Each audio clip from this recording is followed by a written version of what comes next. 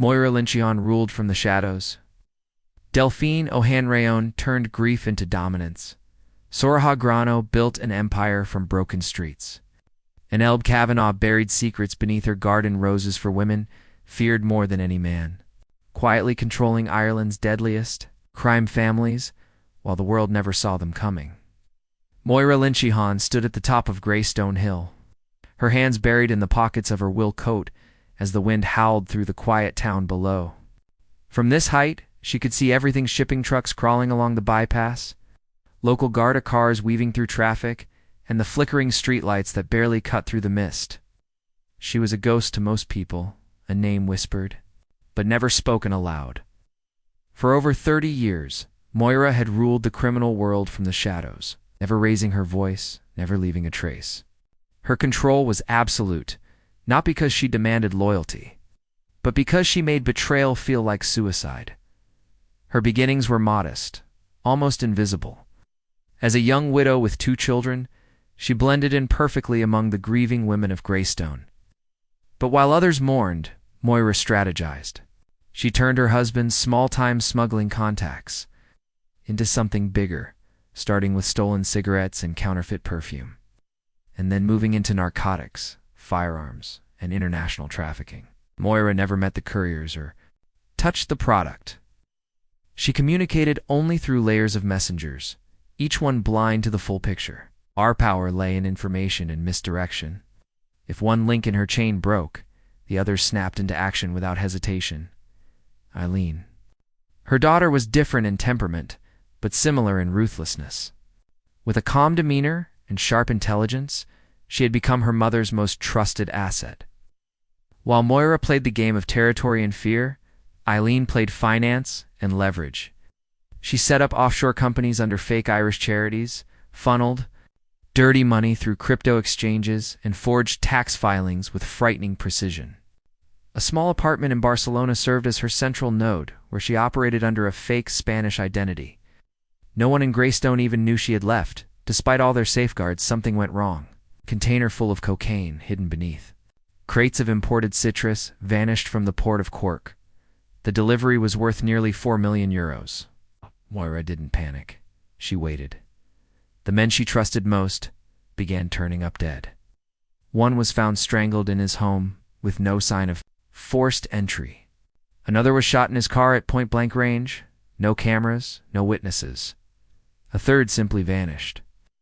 Moira understood the message. Someone inside her own circle was bleeding information to an outside force. But who? She knew better than to act without certainty. So she pulled Eileen back from Spain and summoned her to Greystone for the first time in 2 years. Eileen returned with files, maps, bank statements, and access logs from the ports. They worked in silence for days, reviewing every transfer, every phone call, and every delivery from the last 6 months. One name appeared more than once. A new supplier from Belgium, connected to a smaller operation in Limerick. The connection was weak, but worth investigating. Moira didn't trust new players. She preferred predictable enemies, not unfamiliar allies. It wasn't until Eileen traced a subtle bank transfer, just 8,000 euros, too small to raise red flags, that things began to unravel.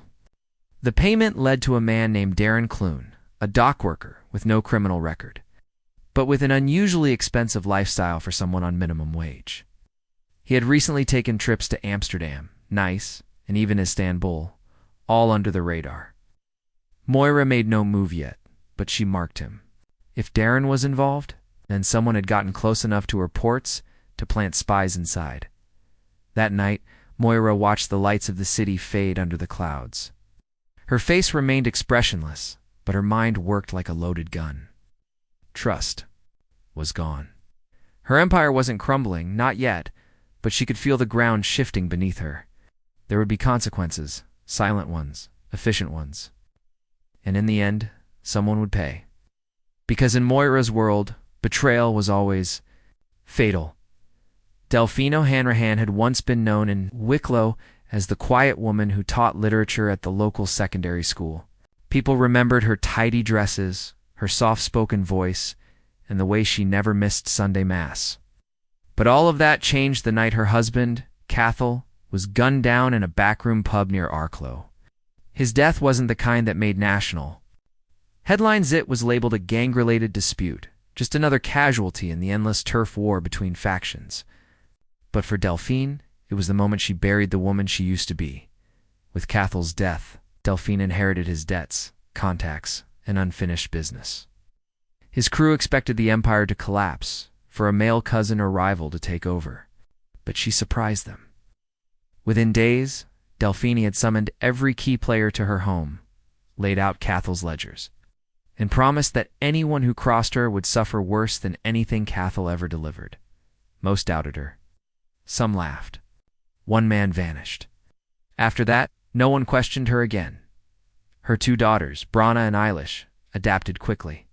Branna, the older of the two, had always been methodical. She took to the logistics side of the business, streamlining routes between Wicklow, Waterford, and the Dublin docks. She implemented digital scheduling, cleaned up the paper trails, and forged partnerships with Eastern European traffickers. Branna treated it like a business empire, and under her hand, profits soared. Eilish, by contrast, preferred chaos. Obsessed with technology, she created a web of surveillance networks using cheap drones and public security feeds. She had eyes on everything, who met whom, which Garda were patrolling where, and what time deliveries came and went. Delphine's transformation shocked everyone who knew her.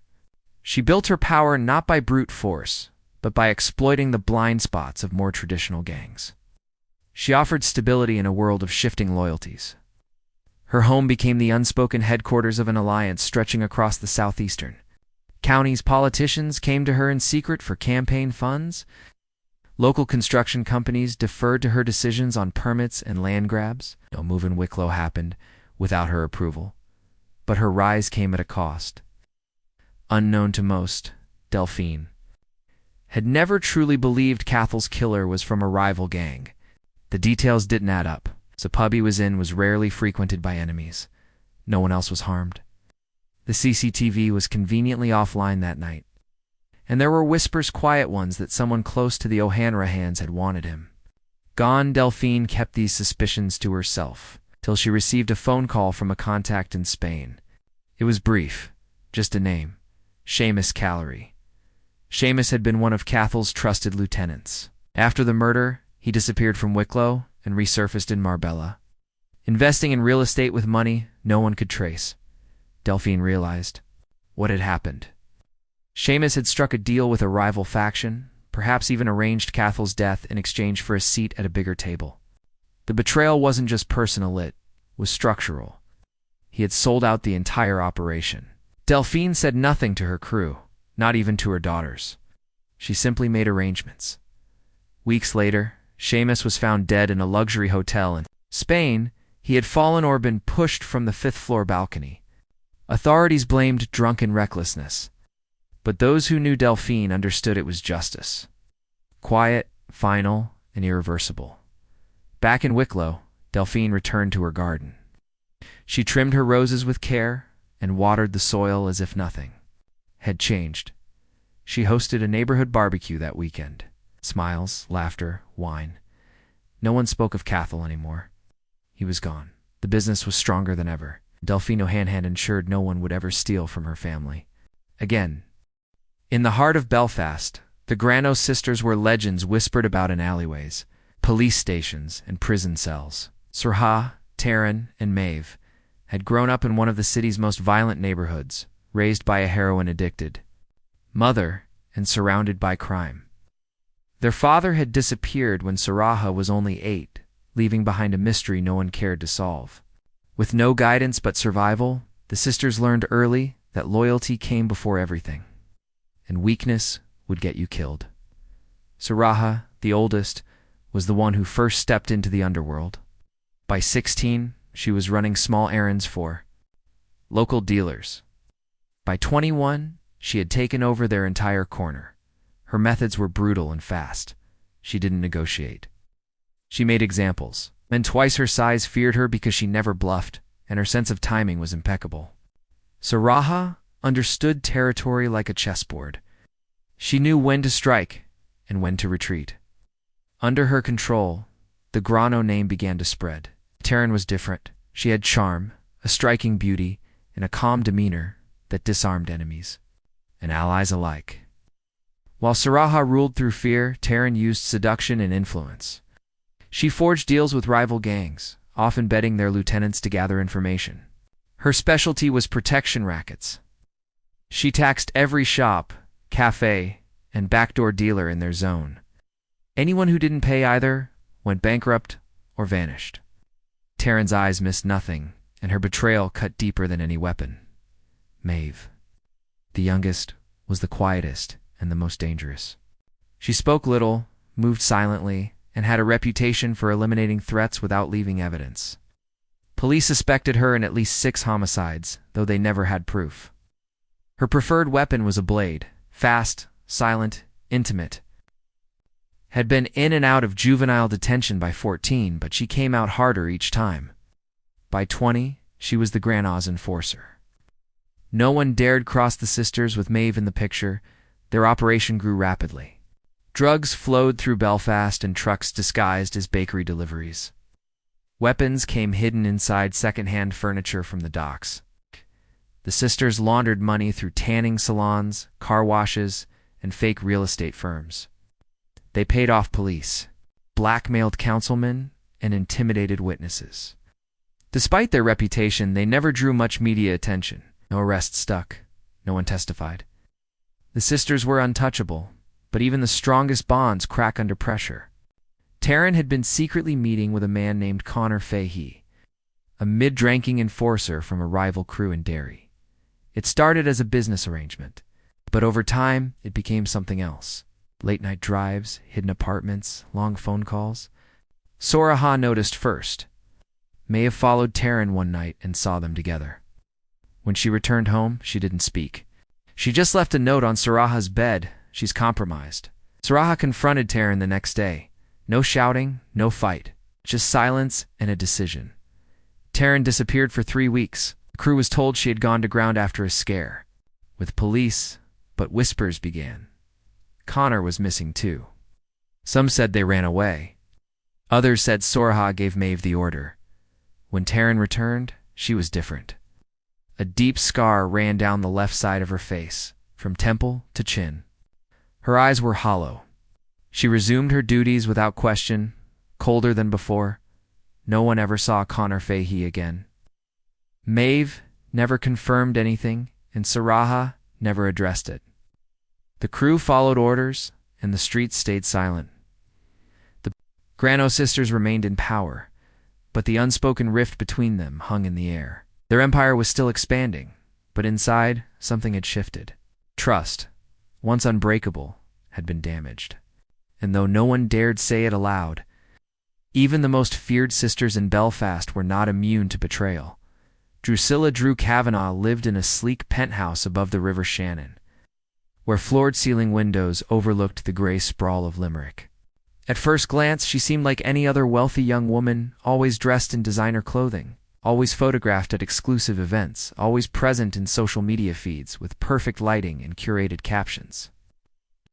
Life was one of Ireland's most innovative and elusive crime bosses, and few outside the criminal underworld knew just how deeply she was rooted in blood. Drew had been born into crime. Her family, the Kavanaghs, had operated a brutal syndicate in Limerick for decades, known for armed robberies, drug distribution, and brutal retaliations. Her uncles and cousins were well known to police, their names scrawled across dozens of unsolved cases. But unlike the men in her family, Drew had no intention of ending up in prison or shot in a parking lot. She wanted control without chaos, and her method was smarter, quieter, or modern. While her brothers fought turf wars in the streets, Drew built her own empire online. She launched fake lifestyle brands and fashion lines, using them as fronts. To traffic narcotics disguised as cosmetics. MDMA was hidden in lip kits, LSD in perfume bottles. She hired influencers who unknowingly pushed drug packages across borders, mixing them into real sales orders. No one asked questions because no. One suspected a glamorous woman in heels of running a black market network. That was her strength disarming. the world with beauty while building an empire beneath its feet, Drew also expanded into encrypted communication. She partnered with a young coder from Poland to develop a messaging app masked as a wellness tracker. The app allowed criminals across Europe to exchange untraceable messages, make anonymous payments, and coordinate deliveries without detection. Law enforcement had no clue it existed. It was the perfect tool, and Drew sold access only to high-level crime families, pocketing a fortune in licensing fees alone, but even Drew couldn't control everything. One night, a teenager was found dead outside a club in Limerick, an overdose, victim with one of her signature cosmetic packages in his pocket. The boy's father was a known politician, and the press exploded. Investigations were launched, and one of Drew's shell companies came under scrutiny. Drew panicked, but she didn't show it. She needed a distraction, someone else to take the fall. She went to her mother, Elbe Kavanaugh, a matriarch with deep roots in the old ways of violence and coercion. Alba had never approved of Drew's high-tech strategies or her obsession with modernity. But when trouble came, it was Alba who helped orchestrate a fake leak to the press, implicating a rival gang in Cork. The heat shifted quickly. Drew's company dissolved overnight, and a new one sprang up under a different name the following week. Crisis averted, but not without cost. Things grew more dangerous when Drew's cousin, Kina, an ambitious teenage hacker, eager to prove herself, made a reckless move. Without Drew's permission, she leaked private videos of rival gang meetings online, attempting to spark war between families and elevate the Kavanaughs in the process. But instead of strategic chaos, Kina's stunt exposed data that linked Drew directly to several key operations, including a drop site in Rotterdam. Drew was furious. She confronted Kina in private and realized too late that the damage was irreversible. Police forces across Europe now had pieces of the puzzle, and it was only a matter of time before someone connected the dots. Albus insisted that Kina be dealt with the old-fashioned way. Silence the leak, erase the risk. Drew hesitated, torn between blood and survival. 2 days later, Kina was gone. Officially, she ran away to France. But inside the family, everyone knew she would never be seen again. Drew didn't ask questions. She poured herself a glass of wine, looked out over the river, and waited for the next move. Her world had changed. Stakes were higher now, and so were the consequences. But if she was going down, she'd make sure the rest of Ireland burned with her. While the streets of Dublin buzzed with chaos and turf wars raged across the country, few suspected that the most powerful figures in Ireland's criminal underworld didn't carry guns or wear masks.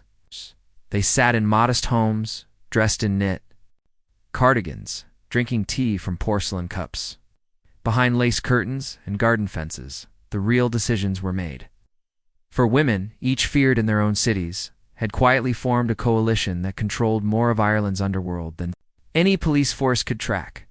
Moira Lynchahan, Delphine O'Hanrahan, Soroha Grano, and Alba Kavanaugh, their names were never spoken together in public. But in whispered conversations across prison yards and drug houses, they were known simply as the Council. The Council wasn't a gang, it was an agreement, a pact forged over shared interests and mutual threats. Each woman brought something critical to the table. Moira had the ports and old connections from Rotterdam to Belfast.